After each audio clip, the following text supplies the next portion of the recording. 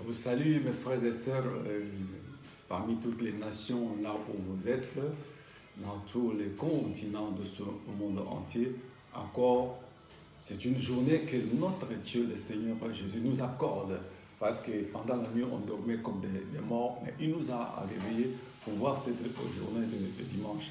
Le souffle de vie que nous avons ne nous appartient pas. C'est lui qui en est le propriétaire. C'est ainsi que nous avons partagé ce message et qui ne sera pas si long et si court.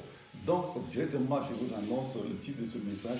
Et donc, le troisième jour. Pourquoi l'importance aussi du troisième jour? Et nous allons passer directement dans la Bible. Nous allons commencer dans le livre de Luc.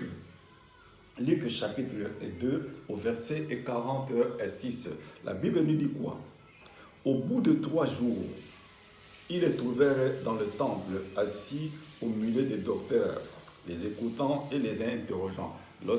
Jésus, lorsqu'ils étaient partis avec ses parents dans le temple de Jérusalem, et puis à un moment, il fallait maintenant qu'ils rentrent maintenant chez eux à la maison. Mais en cours de route, ses parents remarquaient que Jésus n'était pas là.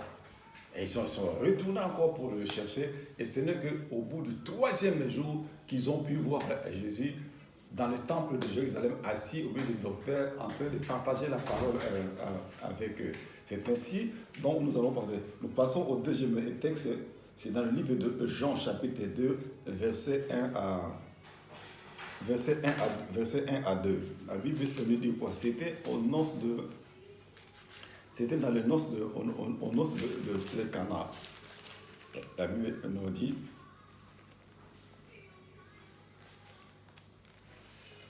la Bible nous dit, 3 jours après, il y eut des noces à Cana, en Galilée.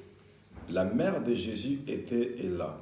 Et Jésus fut aussi invité aux noces avec ses disciples. Donc nous voyons que ce n'est que 3 jours après, il y eut des noces à Cana. Ça nous amène à quelque chose. Nous avons vu tout d'abord, 3 jours après, ils ont pu retrouver Jésus. 3 jours après, il y avait une noce de Cana. Et sans plus tarder, nous allons toujours dans le livre de Jean chapitre 2, versets 18 à 20. Verset 18 à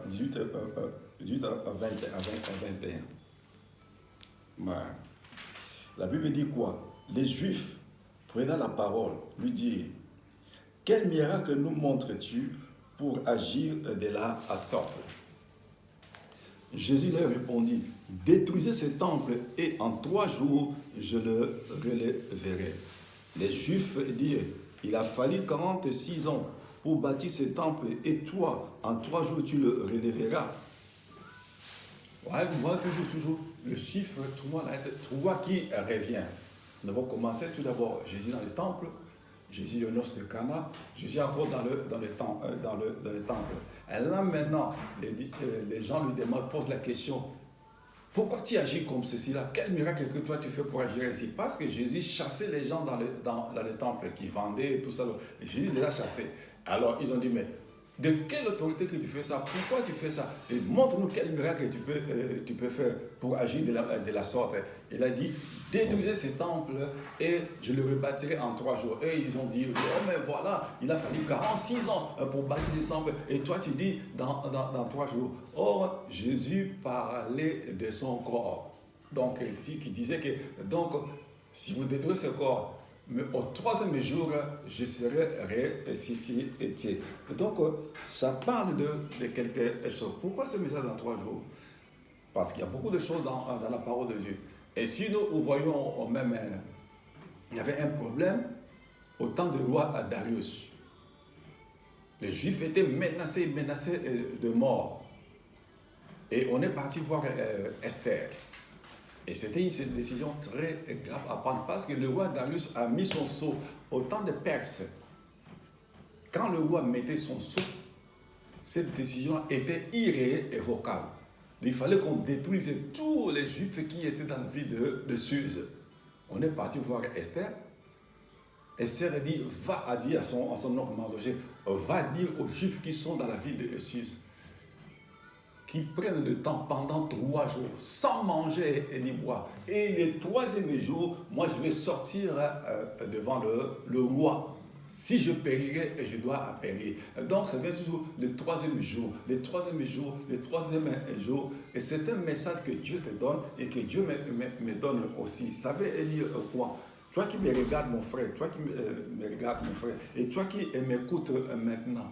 Donc, Dieu te donne ce message. Je ne te connais pas. Peut-être que tu me connais. Et Dieu maintenant te pose maintenant. Tu as une situation peut-être qui est dramatique, qui ne trouve pas de solution, qui est peut-être spirituelle, qui est physique ou matérielle ou financière. Mais donc maintenant la situation là que tu as actuellement, pour que ça soit débloqué, je te demande de prendre 3 jours dans la prière. Et le 3e jour, Dieu est capable de déclencher la situation qui est tracasse jusqu'au bout là. Je le dis bien, une situation spirituelle, physique, matérielle ou financière. Ça te fait très très très mal. Tu es par-ci, par-là, il n'y a pas de solution. Mais maintenant, Dieu te donne maintenant la porte de sortie, de partir devant lui, de venir à lui pendant 3 jours. Et si tu auras la force de prendre le temps pendant 3 jours, sans manger ni boire, gloire à Dieu. Et si tu ne pourras pas faire cette façon-là, de prendre 3 jours sans manger, mais pense seulement le temps de la prière. Par exemple, tu peux commencer de 0h à 18h, de 0h à 18h, pendant 3 jours. Donc, prendre 3 jours, parce que la situation là, ça ne peut pas partir comme ceci là. Pourquoi? La Bible dit dans Ephésiens 6, 12, dit, vous n'avez pas à lutter contre la chair et le sang, mais contre les dominations. Il y a des situations qui nous arrivent, par exemple, il y a des entités spirituelles qui se dressent derrière ces situations-là. Vous pouvez partir chez le médecin.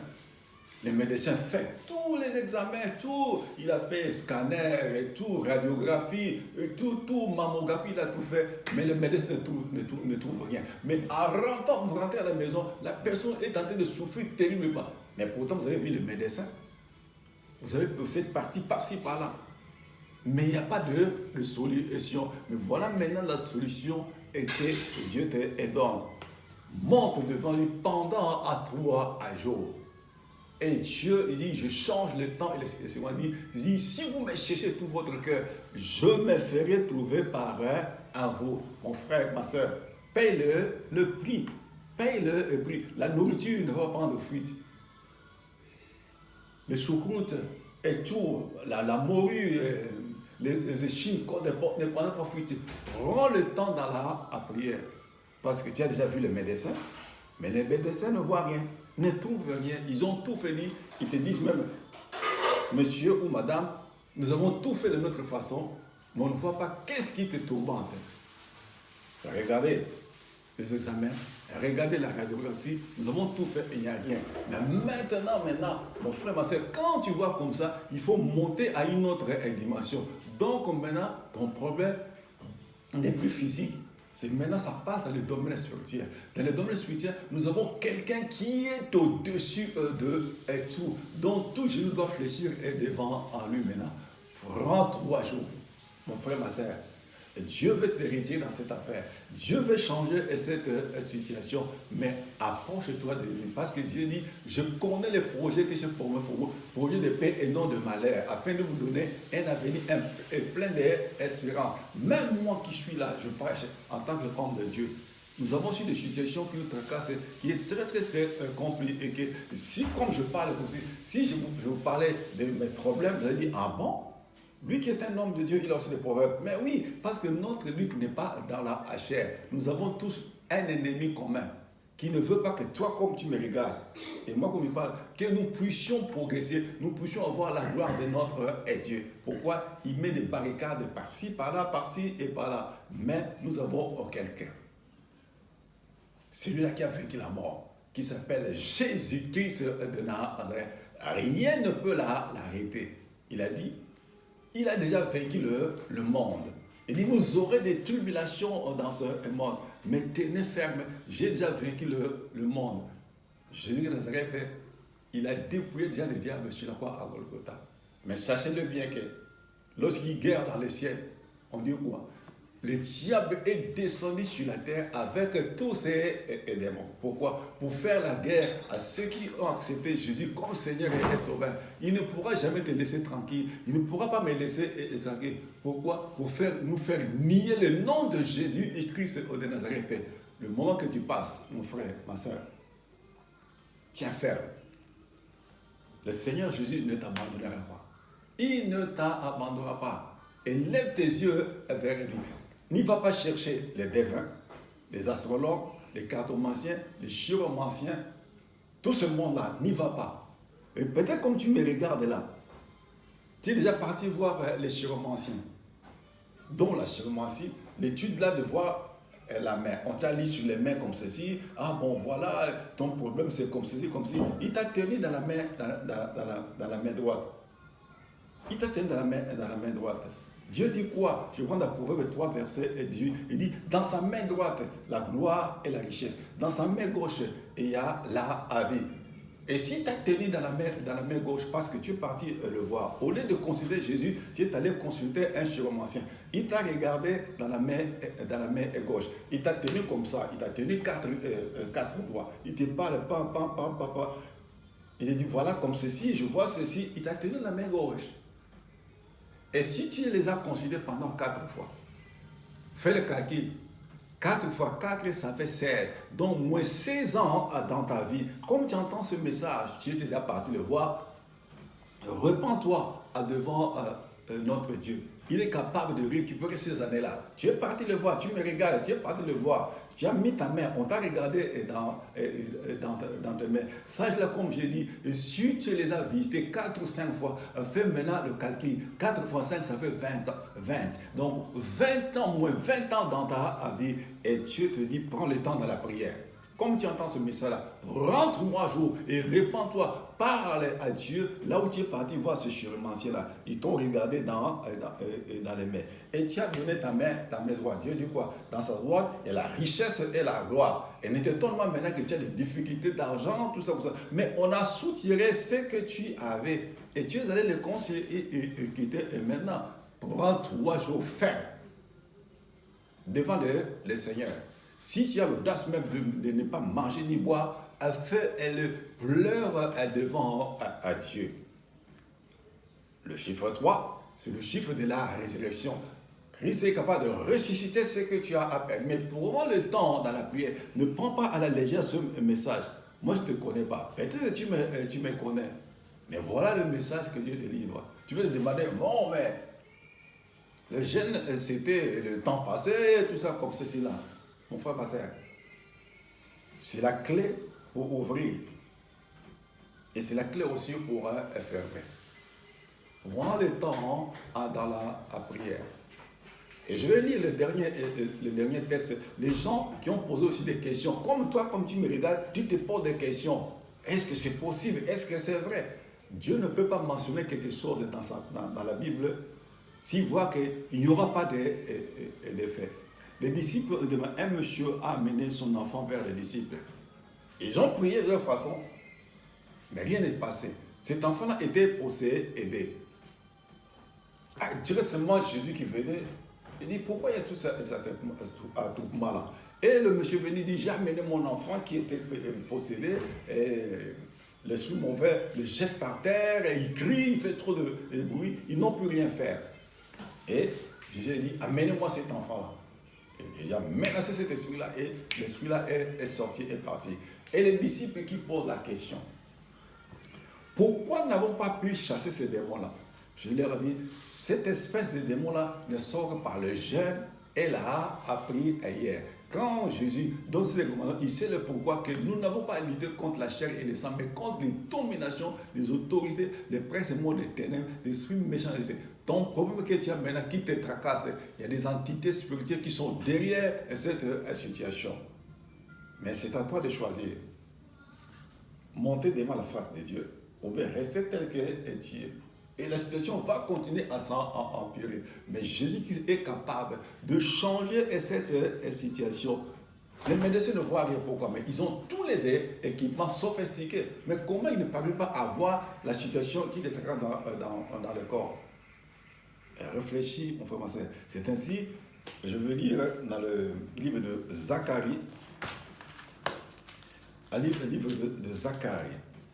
On voit que quand les gens ils ont posé la question, qu'est-ce qui s'est passé et comment est-ce que Dieu les a répondu. C'est dans le livre de Zacharie chapitre 7, versets 1 à 6. La Bible dit, la 4e année du roi Darius, la parole de l'Éternel fut adressée à Zacharie. Le 4e jour du 9e mois, qui est le mois de Kislev, on avait envoyé des Bethel Shiracher et Regem-Melech avec ces gens pour implorer l'Éternel et pour dire aux sacrificateurs de la maison de l'Éternel, des armées et aux prophètes, faut-il que je pleure au 5e mois et que je fasse abstinence comme je l'ai fait tant d'années? La parole de l'Éternel des armées me fut adressée en ce mot. Dis à tout le peuple du pays et aux sacrificateurs, quand vous avez gêné et pleuré au 5e et au 7e mois, et cela depuis 70 ans, et c'est pour moi que vous avez jeûné. Et quand vous mangez et buvez, ne c'est pas vous qui mangez et vous qui buvez. Voilà maintenant les gens qui ont posé la question au sacrificateur Zacharie. Est-ce que nous devons jeûner ou nous devons prier? Et Dieu les a répondu, dis-leur. Quand vous priez, quand vous jeûnez, quand vous pleurez devant moi, est-ce que c'est moi qui mange ou qui bois? Mais c'est vous qui mangez, c'est vous qui buvez. Quand vous me cherchez, c'est vous qui êtes dans les besoins, ce n'est pas moi. C'est vous qui êtes dans le besoin. Donc, le jeûne a une grande importance. Je n'ai pas dit qu'il faut tout le temps en jeûner, mais il y a des situations qui demandent qu'il faut aller pleurer devant Dieu, s'abstenir même de la nourriture. Si Dieu te fait grâce, tu peux partir même 7 jours. Si Dieu te fait grâce, mais voilà ce que Dieu m'a fait. Prends 3 jours dans la prière. Et tu verras la situation là, c'est déclenché, la situation là puisse changer. Voilà, mais le jeûne et la prière aussi, c'est prendre une décision. Regardez Esther, elle dit, prenons 3 jours sans manger ni boire. Et le 3e jour, je vais sortir devant le roi. Et si je périrai, et je périrai. Donc il fallait une décision ferme. Parce que la situation était très grave. On devait tuer tous les Juifs à Suse. Mais qui pouvait leur changer cette situation? Parce que le roi Darius a mis son sceau. Donc c'était irrévocable. On ne peut pas les révoquer. Mais ils ont pris 3 jours. Le 3e jour, et Esther s'est mise debout. Elle est partie vers la cour royale. Or, ce n'était pas le jour qu'Esther devait voir le roi. Ce n'était pas sa journée. Et tout le monde, avec ceux qui étaient à côté de s'étonner, mais elle va où? Elle dit, bon, elle part voir le roi. Mais ce n'est pas sa journée. Mais eux ne savaient pas qu'est-ce qu'Esther a fait. Esther a pris 3 jours devant la face du roi des rois. Et le 3e jour, quand Esther est sortie, le roi qui était assis là-bas, le roi s'est mis debout, a tendu son sceptre vers Esther. Donc Esther devait partir vers le roi. Et le roi qui pour Esther, qu'as-tu, Esther, pourquoi es-tu comme ceci là? Dis-moi bien, que ce sera même la moitié de mon royaume, je vais te donner ce royaume-là. Regardez, lui qui avait signé l'ordonnance qu'on devait tuer tous les Juifs, mais quand il a vu Esther devant en lui, son langage a changé. Il dit, pourquoi tu es triste? Qu'est-ce que tu as? Quel est ton besoin? Quelle est ta demande? Que ce sera même moitié de ce royaume, je te le donnais. Regardez jusqu'à ce niveau-là, le roi qui dit que donnait une moitié de son royaume à Esther. Pourquoi? Parce que Esther a pris le temps devant le roi des rois. Et elle est sortie pour aller voir le roi. Pourquoi? Maintenant, la gloire de Dieu était sur la face d'Esther. Le roi ne voyait plus la face d'Esther. Vous voyez autre chose. Pourquoi maintenant la face d'Esther? Dieu a fait lui sa face sur la face d'Esther. Et ça a changé la décision de roi. Mon frère, ma soeur, Jésus qui Nazareth, il a dépouillé les diables sur la croix à Golgotha. Il a dépouillé ses dominations, ses autorités. Il a vaincu le monde. Voilà maintenant la grâce que Dieu t'accorde. Cherche-le. pendant à toi un jour. Et tu verras qu'est-ce que Dieu va faire. Là où nous les hommes nous sommes limités, c'est là où Dieu tout commence. Là où les autorités de ce monde sont limitées, c'est là où Dieu commence. Tu peux avoir un problème administratif. Tu vas à la préfecture, on te rejette tout le temps. Tu vas comme ça, on te rejette tout le temps. Mais pourtant, tu as tous les documents. Mais pourquoi on te rejette? Sache qu'il y a quelque chose qui se dresse contre toi. Voilà, mon frère, ma soeur, le court message que j'avais à te donner, à livrer maintenant, c'est de chercher Dieu pendant 3 jours. Et si tu auras la force de jeûner 3 jours sans manger et ni boire, tu peux le faire. Mais si tu n'as pas cette audace-là, tu fais 3 jours. Le soir, tu manges un peu la salade ou soit la soupe. Ou d'autres, ils peuvent boire de l'eau pendant seulement 3 jours. Voilà maintenant, mon frère, ma soeur, que le Seigneur te bénisse, que le Seigneur te soutienne pendant que tu rentreras dans ce moment de jeûne et prière. Seigneur, notre Dieu, merci pour ce moment et que tu as permis que je puisse partager ce message. L'Éternel des armées, tu le Seigneur, a touché le cœur de ceux qui ont des problèmes, qui vont s'approcher auprès de toi. Et car il n'y en a pas de solution ailleurs. Ce n'est qu'en toi, Jésus et Christ hors de Nazareth. Fais grâce, Seigneur, à mes frères et sœurs, ceux qui vont prendre le temps dans la prière pendant 3 jours sans manger et ni boire. Et ceux qui vont faire partiellement, Seigneur, et que tu sois avec eux. Et tends ta main au milieu de Seigneur. Merci, oh mon Dieu, au moins pour ce que tu fais dans les hôpitaux du monde entier, Père éternel. Car la médecine soigne, mais c'est toi qui es guéri. Seigneur, je confie aussi ce pays, la France, entre tes mains. Et tu sais qu'est-ce qui se passe dans ce pays, la France. Il n'y a que toi qui es capable d'accorder la solution dans ce pays qui est la France. Père, j'ai ainsi prié dans le nom de Jésus de Nazareth, ton Fils unique. Amen.